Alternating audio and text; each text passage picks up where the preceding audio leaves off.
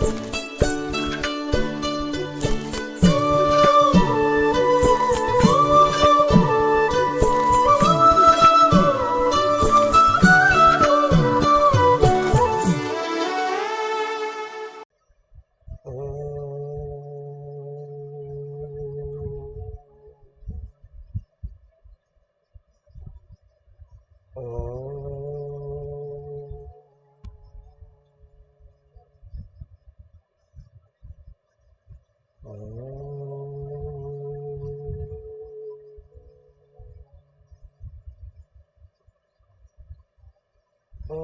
సహనావతు సహనౌ భునక్తు సహ వీర్యం వధీతమస్తు మా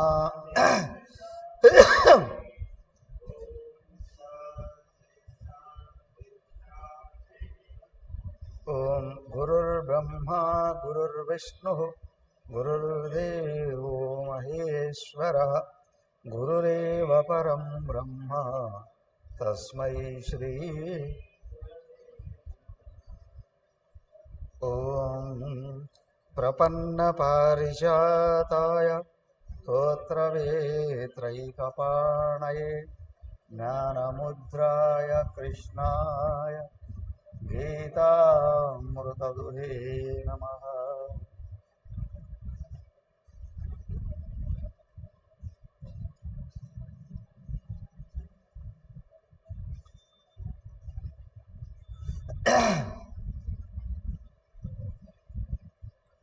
ఓం సచ్చిదానందరూపాయ విశ్వోత్పత్యాదిహేతవే తాపత్రయ వినాశాయ శ్రీకృష్ణాయ వయం నమః.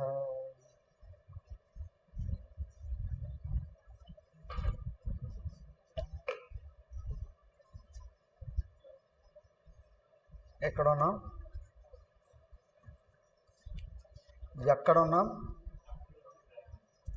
అక్రూరుడు వచ్చాడు. ఎక్కడ చేరుకున్నాడు? బృందావనం చేరుకున్నాడు. ఏమైంది? వాయిస్ వినిపించలేదా? అవి బాస్ వాల్యూమ్ కరెక్ట్గా ఉన్నాయా? చూడు ఒకసారి. ఉన్నాయా?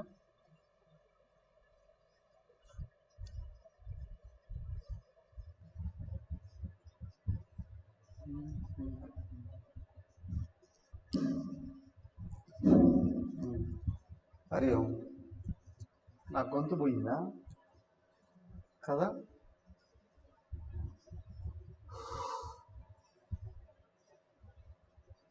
హరి ఓం. వాళ్ళిద్దరిని కలిశాడు కృష్ణ బలరాముల్ని. వాళ్ళు సంతోషంగా దగ్గర తీసుకున్నారు. ఆ తర్వాత ఏం జరిగింది చూడండి. వీళ్ళంతా ఒక విధంగా ఆలోచిస్తూ ఉన్నారు. అటుపక్క గోపికలకి తెలిసింది. ఏమని? అక్రూరుడు వచ్చాడు. వాడు అక్రూరుడు కాదు, మహాక్రూరుడు. ఎందుకంటే చూడండి, శ్రీ శుక ఉవాచ సుకోపవిష్ట పర్యంకే రామకృష్ణోరుమానితః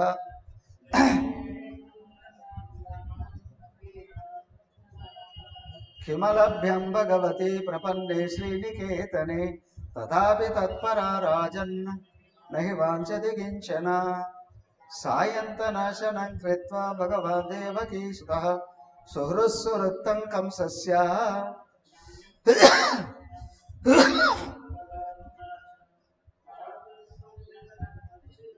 స్వాగతం భద్రమస్తు వః అభిస్వజ్ఞాతి బంధూనాం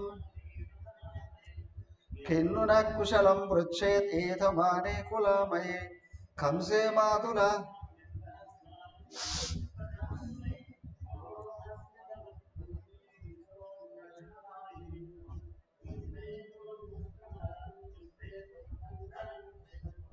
దిష్ట్యాద్య దర్శనం స్మానమఖ్యం వస్సౌమ్యకాంక్షితాం సంజాత వర్ణ్యతాం తాత. ఏమైంది? శుకుడు చెప్తూ ఉన్నాడు, అయ్యా కృష్ణ బలరాములు అక్రూరుని చూసి సంతోషంగానే రిసీవ్ చేసుకున్నారు. అవునా? శ్రీకృష్ణుడేమో భగవంతుడు, ఆయనకేం కావాలి? ఒక్కటే, సర్వజీవులు తరించాలి. అవునా? అందుకే లోకాలని, లోకులని, లోకేశులని కూడా సృష్టించాడు, అన్నీ అందిస్తున్నాడు. ఆయనకి ఏమీ అవసరం లేదు, అందరికి ఇచ్చేవాడు ఆయనే. సద్గుణ ఐశ్వర్య సంపన్నుడు భగవంతుడు అన్న. అయితే ఇక్కడ ఎవరికి దేని మీద ఆశ ఉందో అది దూరం ఉంటుంది. అయితే ఒక విషయంలో ఎగ్జంప్షన్, నీకు భగవంతుడి మీద కానీ ఆశ ఉంటే అన్నీ నీకు లభిస్తాయి. అవునా? అదేంటండి అని అంటే, భగవంతుడు నీకంటే అన్యం కాదు, నీ స్వరూపమే అయి ఉన్నాడు. భగవంతుని మీద కాంక్ష పెట్టుకోవడము అని అంటే అన్యమైన విషయాల మీద ఆకాంక్షని వదులుకోవడం. అదే కోరిక కాదు, దాన్ని నిష్కామము అని కూడా అన్నారు. భగవంతుడు కొరకు పనిచేయడం అని అంటే నిష్కామ కర్మ, కామన రహితమైన కర్మ. నాకంటే అన్యమైన విషయాల మీద కాంక్ష ఉంటే అది కోరిక. నా మీద నాకు ఆసక్తి కలగడం కోరిక కాదు. అది నా మీద నాకు కోరిక కలగడం ఏంటండి? ఎప్పుడో మర్చిపోయినావు నువ్వు ఇది అని. దానివల్ల అహంకారం, మమకారం రెండు వచ్చాయి. అహంకారం అంటే నేనే దేహము అని, మమకారం అంటే నా చుట్టూ ఉన్న విషయాలన్నీ నాకు కావాలి, నా దగ్గరే ఉండాలని. ఈ రెండు ఉన్నంత వరకు నిన్ను నువ్వు మరిచిపోవడం జరుగుతుంది, నీకు నువ్వు దూరం కావడం అనేటువంటి జరుగుతుంది. కాబట్టి ఇక్కడ నీకు నువ్వు దగ్గర కావాలి అని అంటే మొదట భగవంతుడి మీద కోరిక పెట్టుకో, భగవంతుడి మీద ఆసక్తి పెట్టుకో. అప్పుడు ఆయన కంటే అన్యమైన విషయాలు ఏవైతే ఉన్నాయో అవన్నీ వదిలిపోతాయి. వాటి మీద ఆసక్తి వదిలిపోతుంది. అవి వదులుకోవడం కాదు, వాటికి నువ్వు ఆధారం అవుతావు. ఇది ముఖ్యమైనటువంటిది. వస్తువులు వదిలిపోవడం కాదు, వస్తువులు నన్ను ఎప్పుడు వదిలిపోలేవు, వాటికి నేను ఆధారంగా ఉన్నా. వస్తువుల మీద ఆసక్తి పోయింది అని అంటే వస్తువులన్నీ చుట్టే ఉన్నాయి అనే విషయం తెలుస్తుంది. సో కాబట్టి ఎవరైతే ప్రపంచం మీద ఆసక్తిని వదిలి పరమాత్మ మీద ఆశ పెట్టుకుంటున్నారో పరమాత్మే వాళ్ళని గౌరవిస్తాడు, ప్రేమిస్తాడు, వాళ్ళకి కావాల్సినటువన్నీ అందిస్తాడు.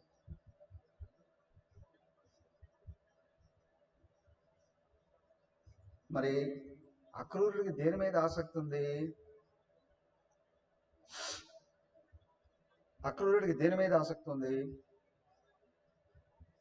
ఆయన మీద ఆయనకు ఆసక్తి ఉంది. దేని మీద? భగవంతుని మీద ఆసక్తి ఉంది ఇక్కడ. కాబట్టి వీళ్ళు అత్యంత ప్రేమగా వాళ్ళు దగ్గర తీసుకున్నారు. అదే ఆయన చెప్తున్నాడు, తాత సౌమ్యాగత కచ్చిత్ స్వాగతం భద్రమస్తు. సౌమ్య, తాత సౌమ్య, అయ్యా నీవు చాలా సౌమ్యవంతుడివి. సౌమ్య అంటే నాయన అను, తాత అన్న నాయన అని. తాత అంటే తెలుగు కాదు, ఇది సంస్కృతంలో. తాత అంటే నాన్న, పిల్లలు కూడా అంటారుగా నాన్న.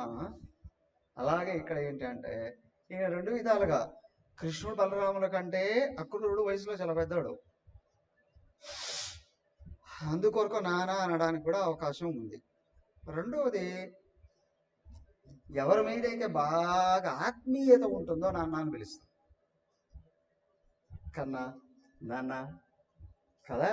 ఈయన నిజంగా ఏమిటయ్యా, నిజంగా గౌరవంగానే నాన్న అని పిలుస్తున్నారు.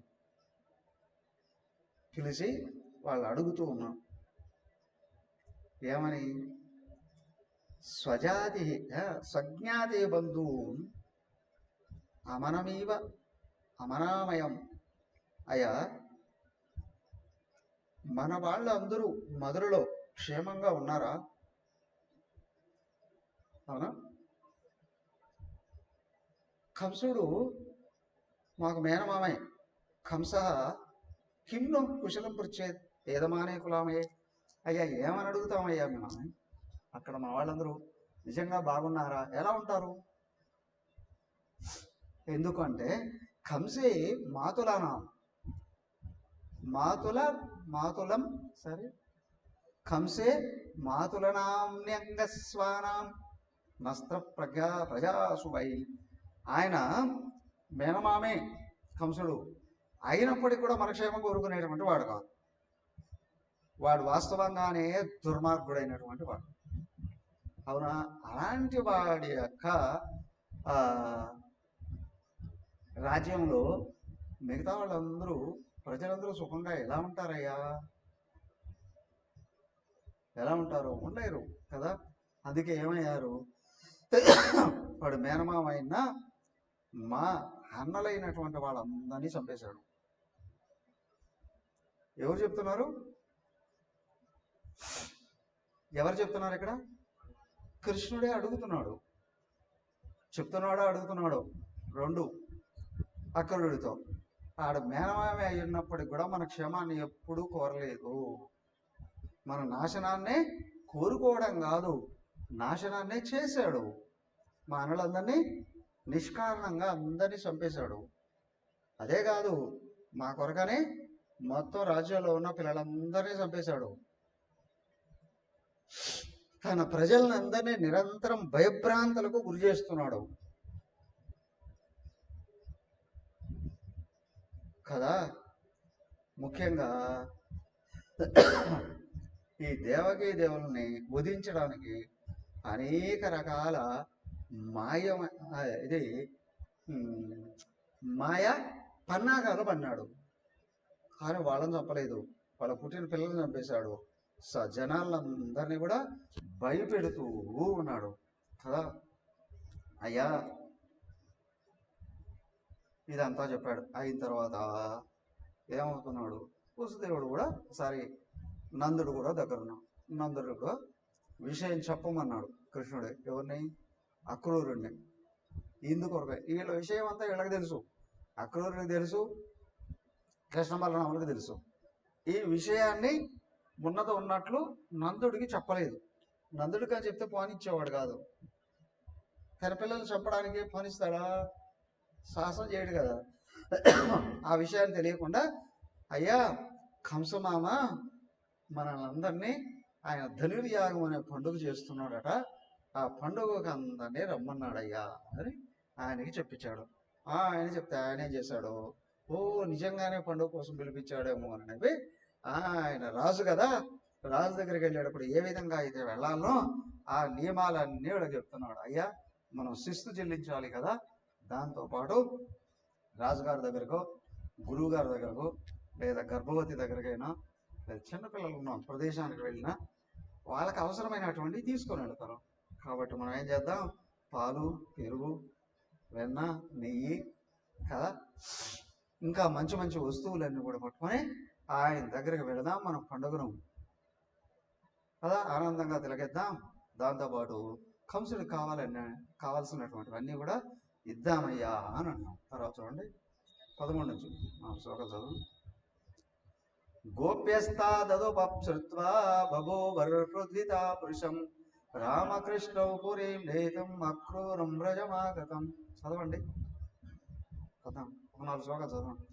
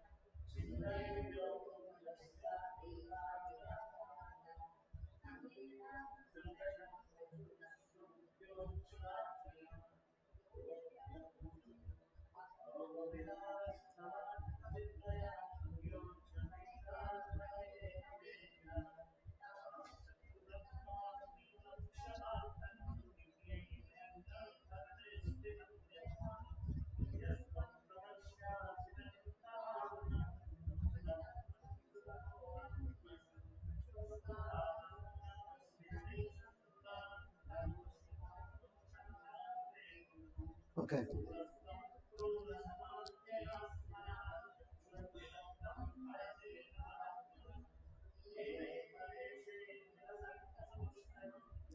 అదే. ఓకే. అయితే ఈ విధంగా వచ్చింది. ఆయన చెప్పాడు. ఈయన వెంటనే నందుడు తన ప్రజలకు అందరికీ కూడా తెలియపరిచాడు.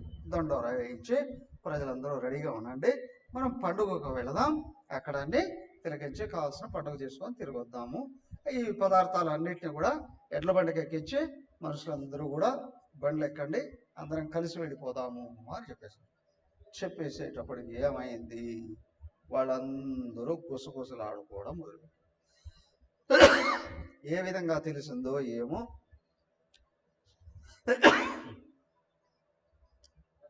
పైకేమో దండోరం వేసి చెప్పించేశాడు. ఎంక్వైరీలు చేస్తారు కదా, ఎవరికి వాళ్ళు ఎంక్వైరీలు చేస్తారు కదా. కృష్ణుడిని తీసుకెళ్ళిపోతున్నారట, ఏ గొడవలు జరగబోతున్నాయట. అన్నిటికంటే విషయం ఏంటంటే, కృష్ణుడు మనకు దూరం అవుతున్నాడే, కొద్ది రోజులు దూరం అయినా, కొద్ది దూరం అయినా వీళ్ళకి ఇష్టం లేదు, వీళ్ళకి ఇష్టం లేదు. సో కాబట్టి ఏమిటి, ఒకరొకరు అవన్నీ మాట్లాడుకుంటూ ఉన్నారు. ఏమని, అక్కడ ఏం జరగబోతుంది అని దండోరం వహించారు అనే విషయాలు కొన్ని పండుగకి ఏం జరుగుతాయి అవన్నీ కొన్ని చర్చించుకుంటున్నారు. దాని తర్వాత ఏమిటి అని అంటే, ఈ అక్రూరుడు ఎందుకు వచ్చాడు ఈ టైంలో, విషయాలు తెలుసు కదా.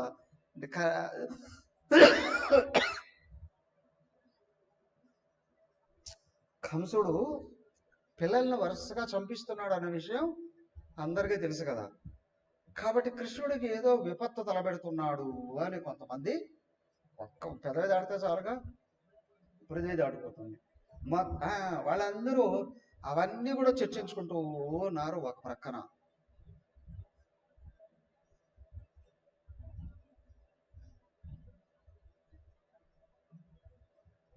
ఒక పక్క వాళ్ళన్నీ చర్చించుకుంటూ ఉన్నారు. రామచంద్ర, అయ్యా కూర్చోండి, ఏం కాదులే, అది సింహం కాదు. ఆ పేపర్ తొక్కి పెడుతున్నారు. వెనక్కి కూర్చోండి, అంత భయం ఉంటే వెనక్కి కూర్చోండి.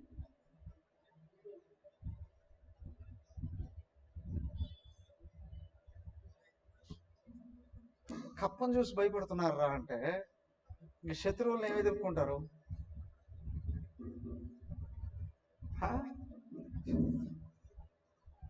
రామ రామ. సరే, ఈ గోపులు అందరూ కూడా వరుసగా ఎక్కడ బట్టి అక్కడ చర్చించుకోవడాలు మొదలుపెట్టారు. చర్చించుకుంటూ ఏంటి అనంటే, ఈయన అక్రూరుడు ఉన్నాడే, అక్రూరుడు గురించి వ్యతిరేకంగా మాట్లాడుకోవడం మొదలుపెట్టాడు. వీడు అక్రూరుడు కాదండి, క్రూరుడు అంటే వీడు మనసే మన కృష్ణుడిని దూరం చేస్తున్నాడండి అని అన్ని విషయాలు తెలుస్తాయి కదా.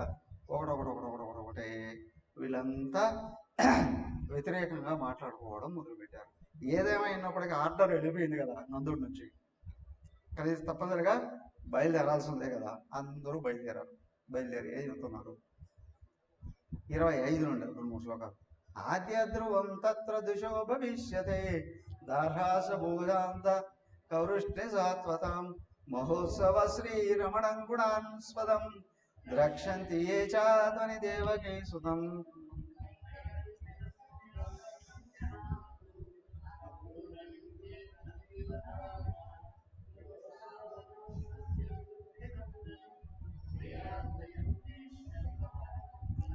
అనార్ద్రధీరేశ సమాస్థితోరథం తమన్వమీచత్వరయంతి దుర్మద గోప అనోభేస్తవిరైరుపేక్షితం దైవం చ నోద్య ప్రతికూలమేహతే నివారయామః సముపేత్య మాధవం కిం నో కరిష్యన్ కుల వృద్ధ బాంధవ ముకుంద సంగా నిమిషార్ధ దుస్థిజాత.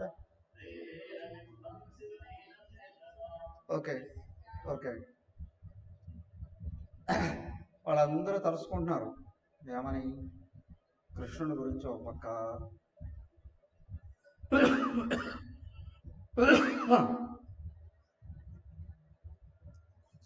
మొత్తం కృష్ణుడి యొక్క చరిత్ర అంతా తలుసుకుంటున్నారు. కృష్ణుడి వంశం ఎక్కడి నుంచి వచ్చింది? కృష్ణుడు ఏ జాతి? విష్ణు వంశస్థుడు అని.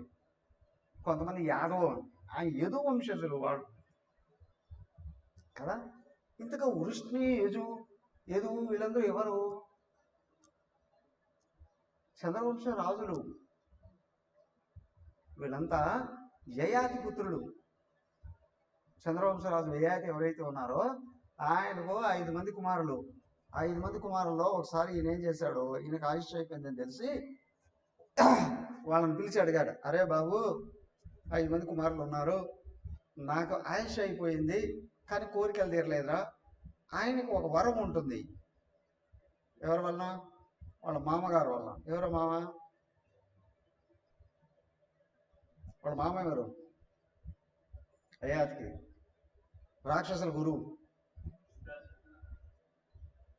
శుక్రాచార్యుడు కూతురు. ఎవరావే? ఆమెను పెళ్లి చేసుకున్నాడు ఈయన. పేరు గుర్తుందా? అయితే ఆ దేశం రాజు అప్పట్లో ఉన్న ఒక ఆయన కూతురు కూడా ఉంటుంది, శర్మిష్ఠ అని. ఓ ఏమైనా పేరుతో వస్తారు. ఆ శర్మిష్ఠ చెలికెత్తిగా వస్తుంది ఈమెకి, భార్యకి. అప్పుడేమంటే ఇద్దరు కూడా పిల్లలు కలుగుతారు. ఆ శర్మిష్ఠ రాజుపోతిరుగా. అక్కడ అసలు భార్య ఈ శుక్రాచార్యుడు కూతురు ఎవరైతే ఉన్నారో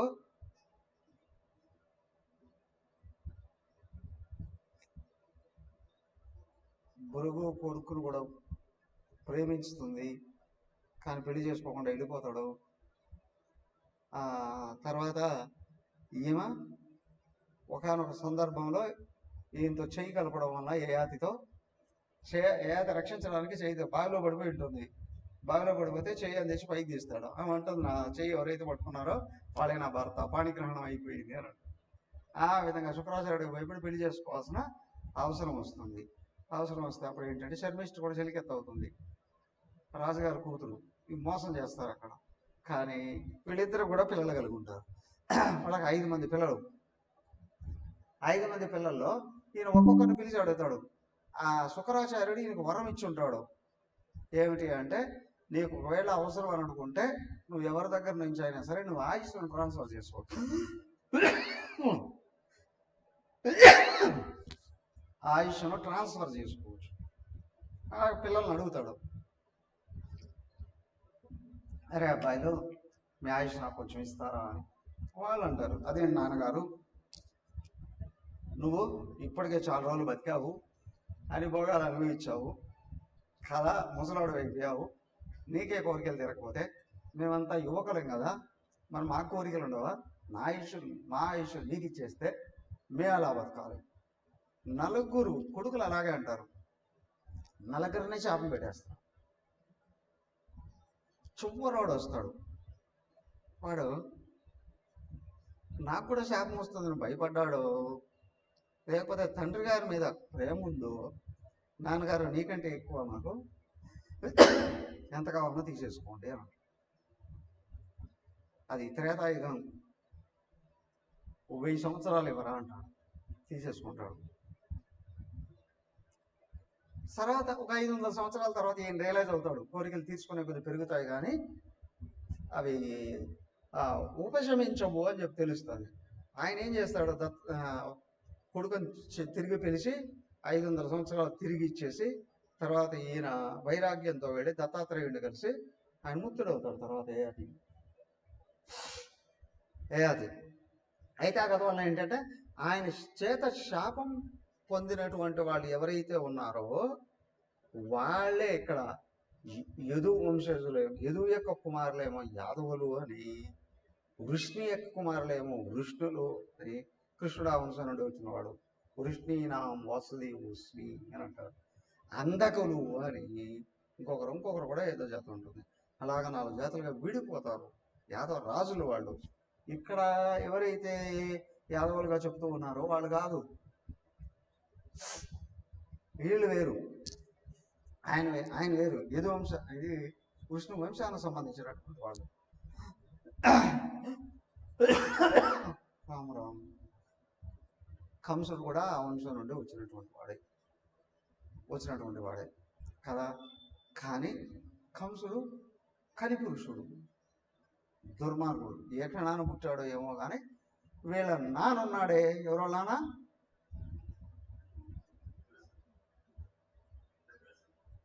ఉగ్రసేనుడు. ఆయన మంచివాడు, చాలా ఉత్తముడైనటువంటి వాడు. ఆయనకి లేవు ఈ బుద్ధులు, వీడికి వచ్చాయి. ఎందుకంటే కలిపురుషుడు అంటే వీడు.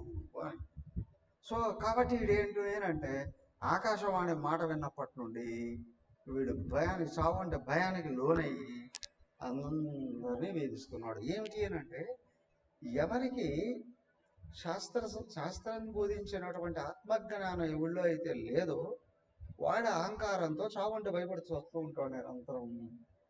వాడికి చావు కలుగుతుంది అని ఇతరులందరినీ వేధిస్తూ ఉంటాడు. సామాన్యుడైతే వేరు, కానీ రాజుగా అయ్యాడు కదా, వాడికి భయాలు ఎక్కువగా ఉంటాయి. సామాన్యులకు అయినటువంటి వాళ్ళ అంటే లోకంలో ఉన్న సామాన్య నియమం ఏదైతే ఉందో అది కంసుడి ద్వారాగా చూపిస్తున్నాం. దైవీ గుణాలు కలిగినటువంటి వాడు ఉగ్రసేనుడు, అసరు గుణాలతో పుట్టినటువంటి వాడు కంసుడు. ఎవరిలో అసరు గుణాలు పెరుగుతూ ఉన్నాయో వాడు చావుకు భయపడతాడు. ఎందుకు? అహంకారం ప్రధానంగా ఉన్నవాడు, శరీరమే నేను అనుకున్నవాడు. శరీరం చచ్చిపోతుంది అనుకున్నా, శరీరానికి ప్రమాదం కలుగుతుంది అని అనుకున్నా, అది నాకే కలుగుతుంది అని భావించి ఇతరుడిని వేధించడానికి, బాధించడానికి ప్రయత్నం చేస్తాడు. కంసుడు చేస్తూ ఉన్నటువంటి పని అది. కంసుడు చేసే పని అది. దాంతో ఏంటి అంటే పైగా ఇంకొకటి, ఆ ఆకాశవాణి చెప్పింది కదా, నీ చావు వీళ్ళ పుట్టబోయే కొడుకు వలన కలుగుతుంది అనే దాంతో. కాబట్టి ఆ రోజు నుండి వీడు అందరినీ వేధిస్తూ ఉన్నాడు. అందుకే చివరి ముహూర్తం పెట్టేశాడు. ఎవరికి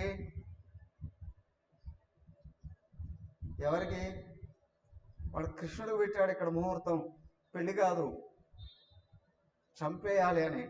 పాపం అదే ముహూర్తం తిరిగి వచ్చి వాడికి కొట్టింది.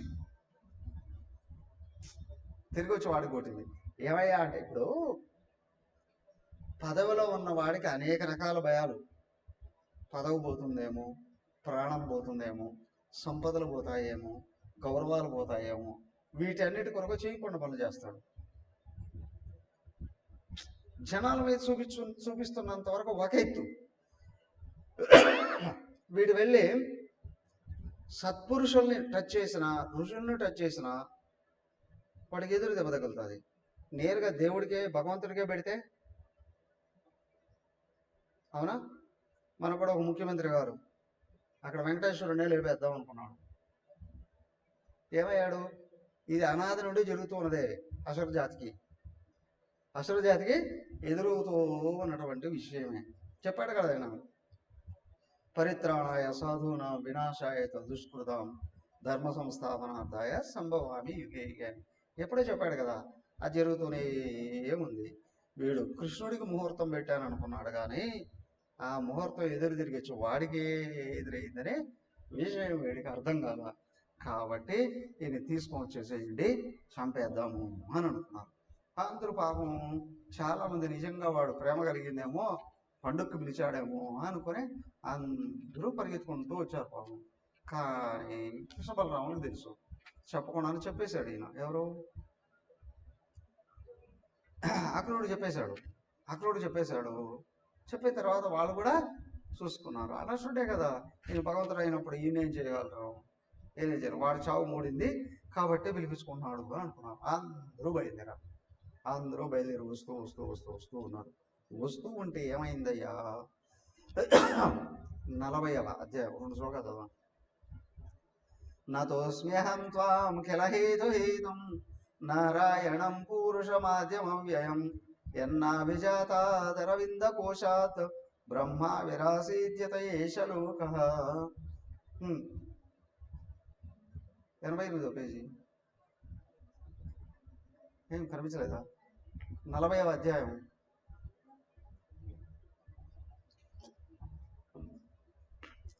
2వ శ్లోకం.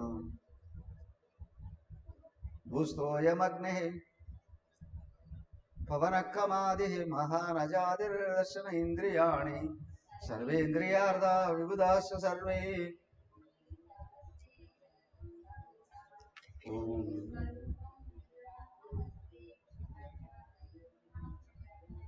ఓకే ఓకే హరి ఓం. ఏమైంది అంటే ఇప్పుడు అందరూ బయలుదేరారు. మొట్టమొదట అక్రూరుడు కృష్ణ బలరాముల్ని రథంలో ఎక్కించుకొని తీసుకొని ఉన్నాడు. వెళుతూ ఉంటే కొంచెం దూరం వచ్చేసేటప్పటికి ఏమైందంటే సంధ్యా సమయం వచ్చింది. వచ్చేటప్పటికి యమునా నది వచ్చింది. యమునా నదిలో రథం దగ్గరకు తీసుకొని వచ్చి అక్కడ ఆపాడు. ఎవరు? అక్రూరుడు.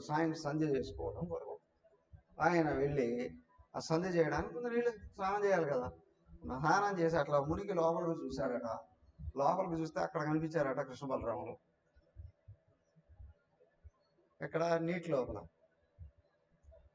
కనిపించారట. ఆయన సడన్గా బయటికి చూస్తే పైన కూర్చున్నాం. పైన ఎట్లా ఉన్నారో నీటిలో ఎట్లా ఉన్నారట. ఆయనకు ఆకాశంలో కనిపిస్తున్నారు, భూమి మీద కనిపిస్తున్నారు, నీటిలో కూడా కనిపిస్తున్నారు. అదేంటి ఇది ఆశ్చర్యం అని అనుకుంటున్నాడు ఈయన.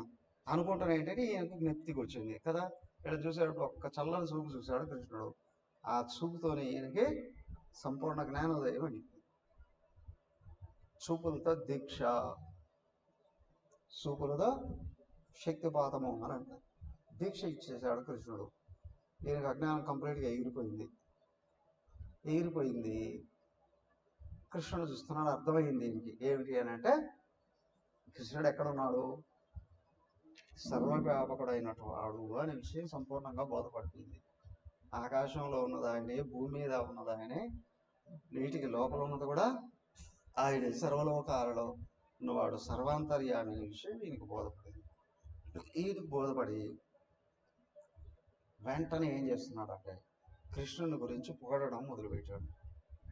ఆయన్ని స్తుతిస్తున్నాడు. ఏమని?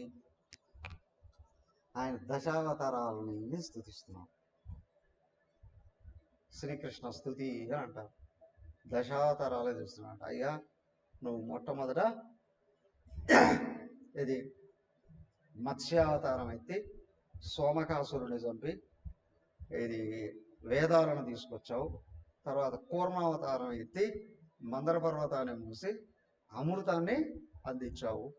తర్వాత వరాహావతారం ఎత్తి హిరణ్యకశిపుడిని చంపి ఏం చేశావు? భూమిని రక్షించావు. తర్వాత నారసింహ అవతారం ఎత్తి అవునా హిరణ్యకశిపుడిని చంపి ఎవరిని? ప్రహ్లాదుని రక్షించావు. ఆ తర్వాత వామనావతారం ఎత్తి బలిచక్రవర్తిని తొక్కేసి దేవతల్ని రక్షించావు. ఆ తర్వాత పరశురామ అవతారం ఎత్తి దుర్మార్గుల్ని చంపి ధర్మాన్ని నిలబెట్టావు. రామావతారం ఎత్తి కదా రావణాసురుని చంపి ప్రజల్ని రక్షించావు.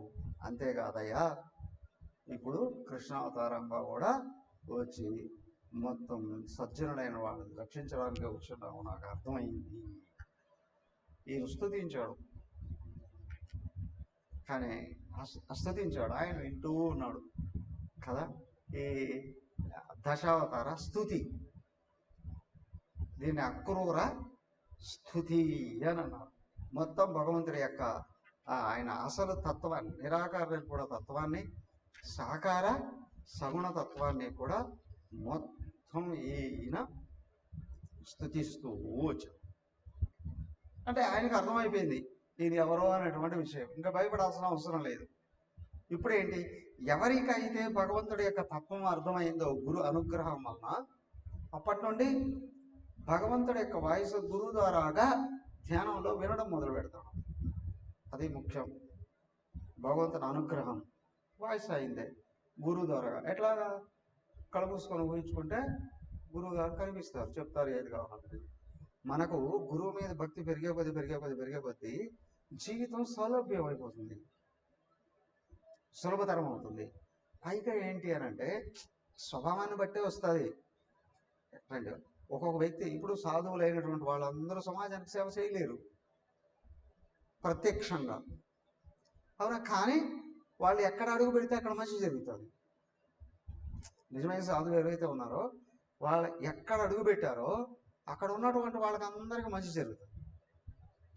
ఫర్ ఎగ్జాంపుల్, ప్రత్యక్షంగానో పరోక్షంగానో గురుదేవులు అమ్మగారు అనుగ్రహం ఉంది, అవునా? వీళ్ళలో ఇన్ని ఊర్లు ఉండగా చిన్నపిల్లలతో సహా ఇక్కడ భగవంతుడి గురించి, ఆయన గుణగుణాల గురించి తెలుసుకునే అవకాశం ఎందుకు వచ్చింది? వాళ్ళ ప్రారంభం, పుణ్య ప్రారంభం ఏదో ఉంది కదా, దానికే భగవంతుడు ఎంచుకున్నాడు, అందుకే జరుగుతూ ఉన్నాయి. కాకపోతే చిన్న చిన్న వయసుల్లో మరి అద్భుతమైనటువంటి యొక్క ఆయన చరిత్ర గురించి వినడానికి, ఆయన వైపు అడుగులు వేయడానికి, ఆయన బోధనలు వినడానికి అవకాశాలు దొరికాయి. ఉంది, వాళ్ళ పూర్వ పుణ్య ప్రారంభం ఉంది, పుణ్య ప్రారంభం ఉంది కాబట్టి అదే కొనసాగుతూ ఉంది. ఎవరే అయితే జీవితం ఆయన వైపు తిరిగారో ఆయన అనుగ్రహం కలుగుతుంది. ఎవరు ఆయన పట్టుకోవడం మొదలు పెట్టారో, గురువు మాట వినడం మొదలు పెట్టారో శాస్త్రాలు ఓపెన్ అవుతాయి. అదే భగవంతుడి అనుగ్రహం. అందరిలో ఉన్నాడు కానీ అందరికీ తెలియదు. ఎందుకంటే ప్రతి ఒక్కరి దృష్టి బయట ఉంటుంది. భగవాన్ నాకు నువ్వు కావాలి అంటే తను ఎలా నడుచుకోవడం చూపిస్తాడు. అయ్యా నీ అనుగ్రహం సమాజానికి కూడా కావాలి అని ఎవరు అడుగుతూ ఉన్నారో వాళ్ళ హృదయాన్ని వికసింపజేయిస్తాడు. వికసింపజేయిస్తూ వాయిస్ ఆయన అందిస్తాడు. ఎలాగా, కళ్ళు మూసుకొని కూర్చుంటే ఆయన బోధన వినిపిస్తుంది, అవునా? అలాగే బయటకు వచ్చి బోధించేటప్పుడు కూడా ఆలోచనలు ఆపితే ఆయన బోధన అందరికి కూడా వినిపిస్తుంది మన హృదయం నుండి, వాయిస్ ద్వారా. అదే పరాపశ్యంతి మధ్యమ వైఖరిని. మన బుద్ధి ఆయన్ని ధ్యానిస్తే ఆయన బోధన మనకు వినిపిస్తుంది, అవునా? మనం నిరంతరం మననం చేస్తే అది మనసులో ఎండుతుంది కదా. ప్రపంచం మీద ప్రేమ కూడా కలిగింది అంటే ఉపాధి యొక్క స్వభావాన్ని బట్టి ఆ ఉపాధిలో నుండి ఆయన మాటలు సమాజానికి కూడా వినిపిస్తాయి. ఇదే బోధన అందరికి కూడా వినిపిస్తాయి. అదంతా కూడా ఆ విధంగా కదా. ఇక్కడ అక్రూరుడికి జ్ఞానోదయం అయింది. ఆయన మొత్తం ఒక స్వరూపంగా చూస్తున్నాడు. ఆకాశాల్లోనూ, భూమి మీద, భూమికి కింద భాగంలో కూడా అంతా ఆయన స్వరూపాన్ని చూస్తూ ఉన్నాడు. ఆశుగా స్తుతించి ఈ స్థుతి అయిపోతూనే ఆయన చల్లగా ప్రశ్నించడం, అనుగ్రహించడం మొదలు పెడుతున్నాం. ఏమని? అక్రూర 40వ శ్లోకం 40వ అధ్యాయంలో, అక్రూర నువ్వు ఏదైతే చూసావో అదంతా నిజమే అంటున్నాడు. ఆకాశంలో, భూమి మీద, నీడలోను నువ్వేం చూసావో అదంతా నిజమే. ఈయన నా భ్రమేమో అనుకున్నాడు. కాదు నిజం అని అంటున్నాడు ఆయన. దానికి మన మనసు భగవంతుడి యొక్క స్వభావాన్ని పొందుతుంది అని అంటే మనకు కనిపించేది, వినిపించేది, మనం మాట్లాడేది, చేసేది సత్యంగా మారిపోతాయి, సత్యంగా మారుతాయి. అప్పుడు హృదయం తేలికైపోతుంది. ప్రవర్తన, బోధన కష్టం కాకూడదు. దైవానుకూల ప్రవర్తన, దైవ స్వభావ బోధన సులభతరం కావాలి అంటే అంతటా అందరిలో ఆయన ఉన్నాడు అనే విషయం స్పృహ పెరుగుతూ వస్తుంది అంటే ఇవన్నీ సులభతరం అయిపోతాయి. అది సాధనలో ఎదుగుదల. అక్రూరుడిని ప్రతినిధిగా పెట్టుకొని ఉత్తమ సాధకుడిని చూపిస్తున్నాడు ఆయన. అక్రూరుడు ఉత్తమోత్తమైనటువంటి సాధకుడు. ఆయన చూపులతోనే ఆయన వచ్చింది ఏమో కంసుడి యొక్క పంపున వీళ్ళని తీసుకెళ్ళడానికి. కంసుడు చెప్పాడు చంపేద్దామని, కానీ ఈయన భక్తి జ్ఞానాలు నింపుకొని వచ్చాడు. దానికి భగవంతుడి యొక్క అనుగ్రహం వచ్చింది. చూడండి, ఈయన వాళ్ళని చంపడానికి తీసుకెళ్ళడానికి వచ్చిన ఈయనకు పరిపూర్ణమైనటువంటి జ్ఞాన అనుభవం లభించింది. జీవన్ముక్తే అక్రూరుడికి. తర్వాత ఏమవుతుంది అంటే ఇప్పుడు భగవంతుడి యొక్క అనుగ్రహం ఏ విధంగా వ్యక్తం అవుతుంది అనే విషయం 40వ అధ్యాయంలో చూద్దాం. హరి ఓం. ఓం సర్వే భవంతు సుఖినః, సర్వే సంతు నిరామయాః, సర్వే భద్రాణి పశ్యంతు, మా కశ్చిద్ దుఃఖభాగ్ భవేత్. ఓం శాంతి శాంతి శాంతి. హరి ఓం. శ్రీ గురుభ్యో